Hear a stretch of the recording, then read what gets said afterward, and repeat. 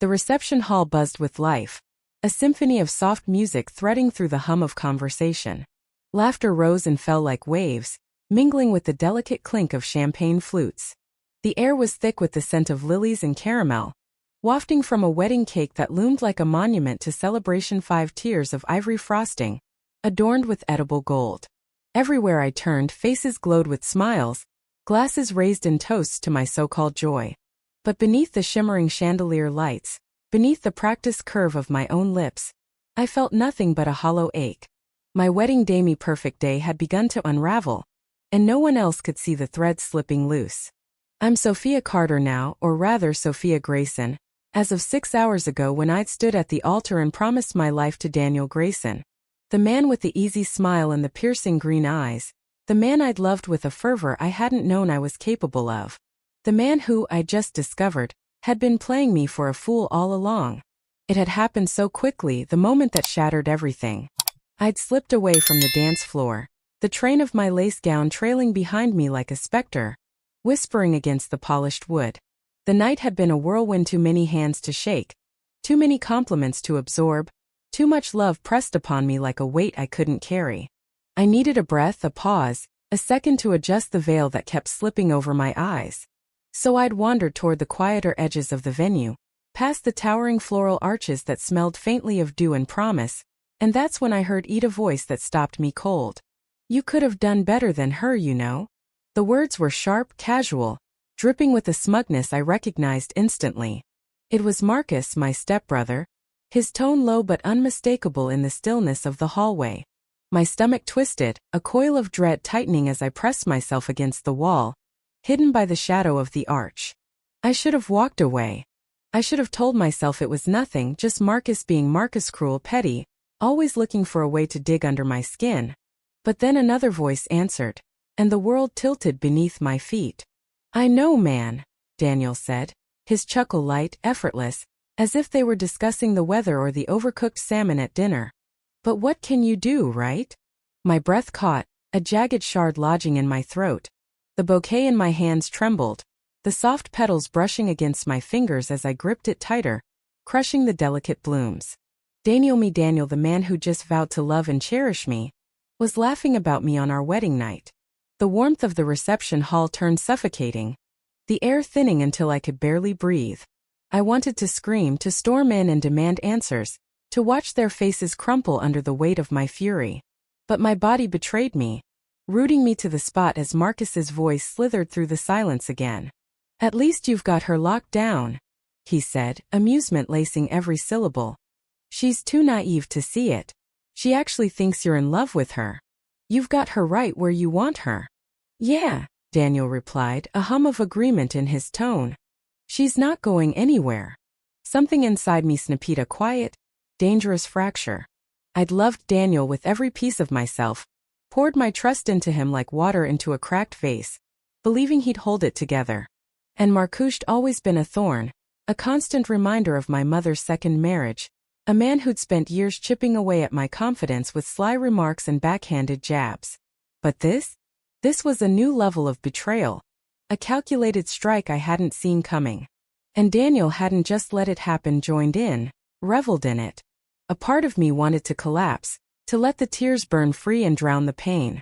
Another part wanted to step into that hallway, to watch their smug grins falter as they realized I'd heard every word.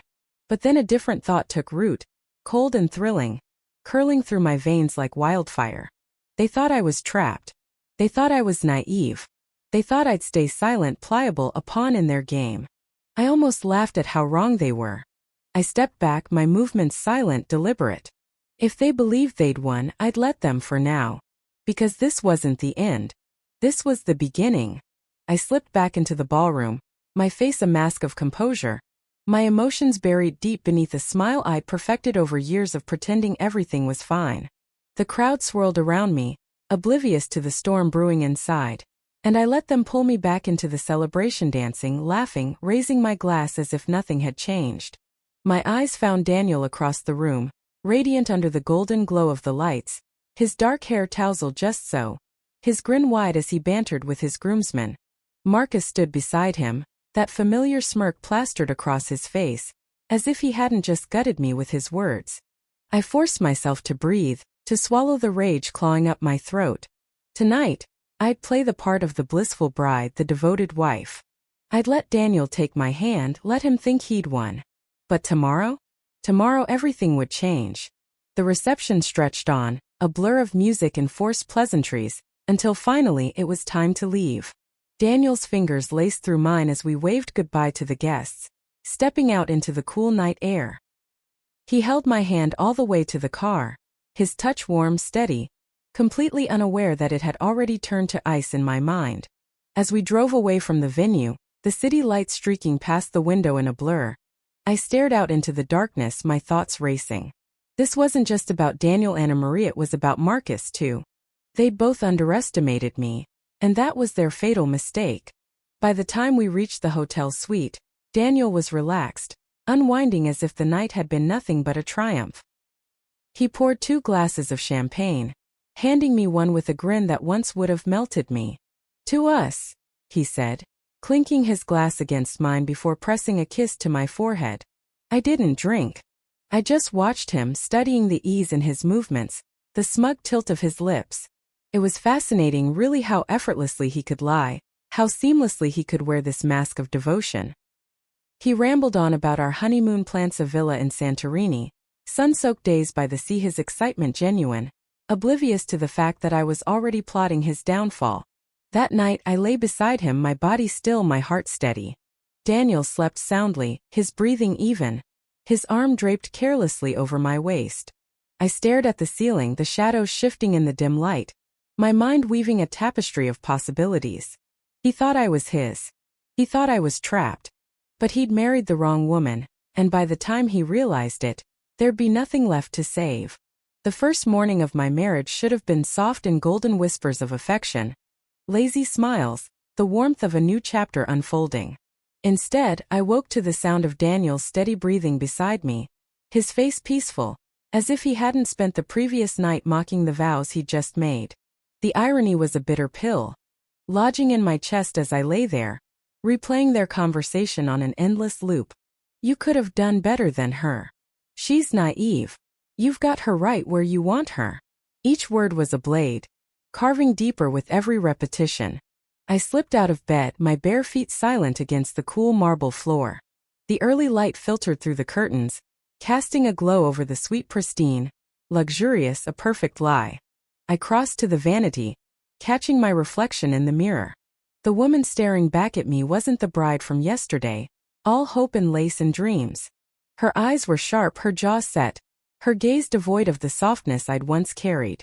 I exhaled slowly, steadying myself. I had work to do. Daniel stirred behind me, his voice thick with sleep.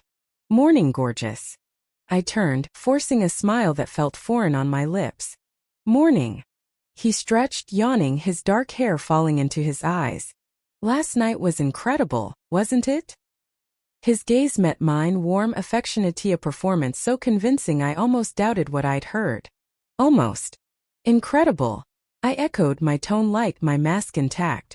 "You have no idea." He rolled out of bed, crossing to where I stood. His arms slid around my waist, pulling me close, his lips brushing my temple.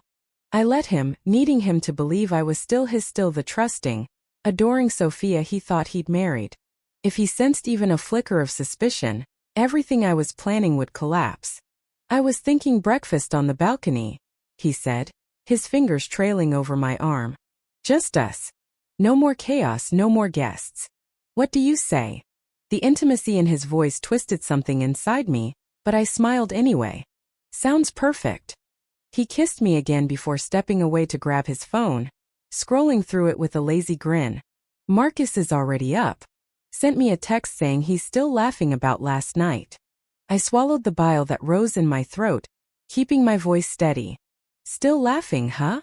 "Of course he is," Daniel said, oblivious to the edge in my tone. "You know Marcus." Oh, I knew Marcus. Knew how he'd spent years turning my insecurities into ammunition. How he'd reveled in every chance to make me feel small. Why would my wedding night be any different? I moved to my suitcase, pretending to rummage through it as my mind raced. I'd spent the night awake, plotting, running through every move I could make. Revenge wasn't enough, it had to be precise, devastating. A slow burn that left them both reeling. And I had the tools to do it. Daniel thought he held all the cards, but I'd been watching him for years, listening, learning, filing away every detail he'd let slip. His carelessness was my leverage, and I was about to use it. Step 1: money. Daniel had always been reckless with finances, trusting me to manage our joint accounts because he couldn't be bothered with the details. I'd never exploited it before, never even considered it. But last night had rewritten the rules. While he showered, I opened my laptop, my fingers moving quickly over the keys. Small transfers, nothing glaring, just enough to build a safety net. An account he'd never find. This marriage was going to end, and it was going to end on my terms. I closed the laptop as the bathroom door opened, Daniel emerging with a towel around his waist, steam trailing behind him. "You coming?" he asked, running a hand through his damp hair. "I'll be right there," I said, my smile unwavering. Over breakfast he was all charm, painting pictures of our future trips, a house by the coast, a life he thought I still wanted with him. I nodded, laughed, played the part flawlessly, memorizing every word he said. Halfway through, his phone buzzed. He glanced at it, smirked, and set it down. "Marcus wants to grab drinks later." I tilted my head, feigning curiosity. "You two are really close, aren't you?" "Always have been," he said, grinning. "He's like a brother." "More than me," I teased, keeping my tone light. Daniel chuckled, reaching across the table to squeeze my hand. "Different kind of bond, babe." That was all I needed to hear. "You should go," I said, sipping my coffee. "Celebrate." He leaned back, studying me. "You're okay with that?" "Of course," I replied, my smile soft, convincing. "Enjoy yourself." He didn't know I'd already set things in motion. That night, while he and Marcus clinked glasses, laughing in their bubble of arrogance, I was making calls, quiet, careful calls to people who owed me favors, people who knew things Daniel and Marcus would never want uncovered. I had information, real leverage, and it was about to see the light of day. The next few days were a dance of deception. I played the doting wife to perfection, breakfasts together, soft kisses, murmured affection, while behind the scenes, I built my arsenal. Daniel's phone was a goldmine, left carelessly on the nightstand each night, its passcode unchanged since we'd started dating. I'd slipped into his cloud one evening, pulling messages he'd never thought I'd see. Texts between him and Marcus stretching back months, mocking me, planning how to keep me in the dark. "She's too in love to ever leave," Daniel had written just weeks before the wedding. "Predictable," Marcus had replied, a winking emoji punctuating the insult. Then there were the other messages, ones from a woman named Claire. Flirty and recent, laced with promises of late-night meetups. "Hope you made it back safe. Last night was fun," winky face. My pulse didn't even quicken as I read them. The heartbreak had already faded, replaced by a cold, steady resolve. I saved everything, every damning word, and wiped my tracks clean. I started small, planting seeds of doubt. An old video from a party 2 years ago, one I'd nearly forgotten, surfaced in my files. Marcus, drunk and slurring, ranting about Daniel's infidelity. "He's not as loyal as she thinks. I've seen him leave bars with other girls, but let's not tell little Sophia, huh? She's too perfect to ruin." I dismissed it then, chalking it up to Marcus's spite. Now it was a weapon. I sent it anonymously to a few of Daniel's colleagues, letting it ripple outward. The first crack appeared 3 days later. Daniel came home late, his usual swagger replaced by a tight, distracted stride. "You hear from Marcus today?" he asked, pouring himself a whiskey, his tone too casual. "No," I said, sipping tea, my face a portrait of innocence. "Why?" He hesitated, swirling the glass. "Nothing. Just some weird messages going around. Someone sent him something about me." "That's strange," I replied, tilting my head. He studied me, searching for a tell. I gave him nothing. "Yeah," he muttered, forcing a laugh. "Probably nothing." But it wasn't nothing. The rumors were spreading, small, insidious whispers I'd carefully fed into their circles. By the end of the week, Marcus was unraveling faster than Daniel. I saw it at a dinner party Daniel insisted on hosting, a desperate bid to keep up appearances. I played along, smiling and mingling, while Daniel's eyes flicked to his phone every few minutes. Marcus arrived late, his usual bravado dimmed, his gaze darting around the room like a hunted animal. I lingered near the kitchen, close enough to overhear as he pulled Daniel aside. "This is bad, man," Marcus hissed. "Whoever sent that video knew what they were doing. People are talking." "Keep your voice down," Daniel snapped, his face darkening. "We need to find out who's behind this," Marcus said, his voice trembling. I smiled to myself. They were already turning on each other, paranoia eating away at their bond. That night, while Daniel slept, I unlocked his laptop again, digging deeper. An email thread with Claire stared back at me, recent and damning. "Can't stop thinking about last weekend. When can I see you again?" I took screenshots, sent them to myself, and deleted the evidence. The next morning, I sent them to Marcus. No message, just the images, letting him stew in the implications. His response was instant. "What the hell is this?" I didn't reply. 15 minutes later, my phone rang. Marcus. I let it go to voicemail. Half an hour after that, Daniel stormed into the room, his face a mask of fury. "What did you do?" I set my book down, meeting his gaze calmly. "What are you talking about?" "Marcus just sent me something," he said, his voice tight, his phone shaking in his hand. "Someone's messing with us." I raised an eyebrow. "Messing with you?" His jaw clenched. "You think this is funny?" "No, Daniel," I said, standing slowly, my voice steady. "I think this is overdue." His eyes darkened, realization flickering. "You," he whispered. I smiled, stepping closer. "You thought I wouldn't find out. You thought I wouldn't fight back. But Daniel, darling, you should have known better."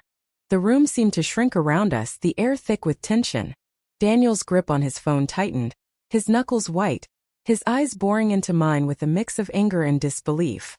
For the first time, I saw him falter, really falter, the unshakable confidence he'd worn like armor cracking under the weight of my words. "You set me up," he said, his voice hollow, as if the truth was still sinking in. I tilted my head, my smile sharp. "Set you up? No, Daniel. I just gave you what you deserved." He took a step closer, his breath shallow, his gaze darting over my face as if searching for the woman he thought he'd married. "You don't understand what you've done."